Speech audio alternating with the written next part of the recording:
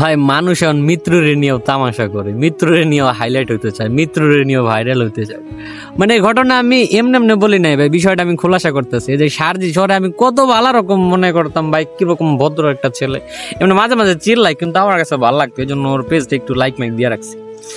কিন্তু ভাই বিষয়টা হলো কি, যে আসিয়া আমাদের বোন আসিয়া পুরা বাংলাদেশের জাতীয় বোন আসিয়া, ঠিক আছে ভাই, আমার নিজেরও সহমর্মিতা আছে, নিজেরও সবকিছু কষ্ট লাগে, কিন্তু বিষয়টা এরকম যে আমি নিজে একটা পোস্ট দিলে এটা যতটুকু রিচ হবে বা যতটুকু মানুষের কাছে পৌঁছাবে, সাজেশ কিন্তু একটা পোস্ট দিলে পুরো বাংলাদেশের মানুষের কাছে পৌঁছে যায়, কারণ তার একটা ফ্যান ফলোয়ার্স আছে। আমি তার দেখি নাই সে যে এত ঘটনা ঘটছে, ধর্ষণ হওয়ার পর থেকে এত ঘটনা ঘটছে, একটা প্রতিবাদীমূলক পোস্ট দিয়ে তার জায়গাটা সে ক্লিয়ার করার, এটা আমি দেখি না। যখনই আসিয়া মারা গেছে তখনই সে বলতেছে যে আমাদের বোন আসিয়া মারা গেছে, আমরা ভাই হিসাবে মাগুরায় যাচ্ছি তার জানাজায় শরীক হতে। শুধুমাত্র সে, অন্যান্য নেতা কর্মীরা সবাই এরকম হাইলাইটই করছে, এরকম কেউ কোনো কিছু বলেনি। তবে লাশ নিয়ে হাইলাইট করার মানেটা কি ভাই আমি বুঝি না।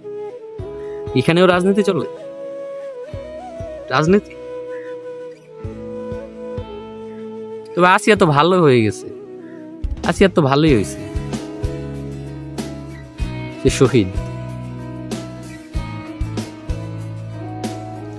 দুনিয়ার পাপের রাজ্যে থেকে সে সারাটা জীবন কলঙ্কময়ী হয়ে থাকতো না, সে মুক্ত হয়ে গেছে, আল্লাহ তাকে তার সসম্মানে নিয়ে গেছে। তবে ভাই আমি পুরুষ হিসেবে লজ্জিত। কেন ভাই আমি লজ্জিত? কারণ আমি আসিয়া মারা যাওয়ার আগে আসিয়ার ধর্ষণকারীর বিচার করে যেতে দেখলাম না, বিচার করতে পারলাম না, আসিয়াকে দেখাতে পারলাম না যে তোমারে ধর্ষণ করছে, সে আজকে ফাঁসির কাস্টে ঝুলতেছে, তাকে দেখাইতে পারলাম না।